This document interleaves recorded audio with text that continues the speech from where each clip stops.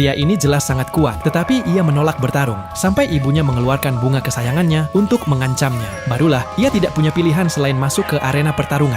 Namun, bahkan setelah memenangkan pertandingan, Frank terlihat sangat murung. Satu-satunya orang yang bahagia di seluruh arena hanyalah ibunya. Ternyata, tinju bukanlah impian Frank. Satu-satunya hal yang benar-benar ia sukai adalah melihat tanaman di dalam pot tumbuh sedikit demi sedikit. Namun, ibunya bukan hanya gagal memahaminya, ia bahkan menggunakan hal itu untuk memaksanya berlatih, yang membuat Frank merasa sangat tertekan. Hingga suatu malam, ia menemukan rencana yang sempurna. Ia diam-diam menyembunyikan bunga itu di sebuah loker di ruang latihan dan merawatnya secara rahasia tanpa ancaman dari ibunya. Hidupnya akhirnya terasa penuh harapan, hanya demi bisa melihat bunga itu setiap hari. Bahkan, rela bertanding. Di bawah perawatannya yang penuh perhatian, bunga itu perlahan tumbuh. Namun, tanpa diduga, ibunya akhirnya mengetahuinya. Untungnya, Frank sudah siap dan langsung berpura-pura bahwa bunga itu adalah hadiah untuk ibunya. Dan benar saja, ibunya merasa senang saat melihatnya. Ia bahkan tampak sedikit terharu. Namun, ketika Frank melangkah ke babak final, ibunya melepaskan catatan yang tersembunyi di bunga tersebut. Momen itu juga dilihat oleh Frank. Tetapi kali ini, ia tidak menunjukkan reaksi apapun terhadap ancaman ibunya. Melihat hal itu, ibunya justru menggenggam bunga itu semakin erat. Namun, yang tidak ia ketahui adalah bahwa semua itu sudah menjadi bagian dari rencana Frank. Melihat rencananya berhasil, Frank melepaskan topeng di wajahnya, lalu berbalik dan sengaja kalah dalam pertandingan.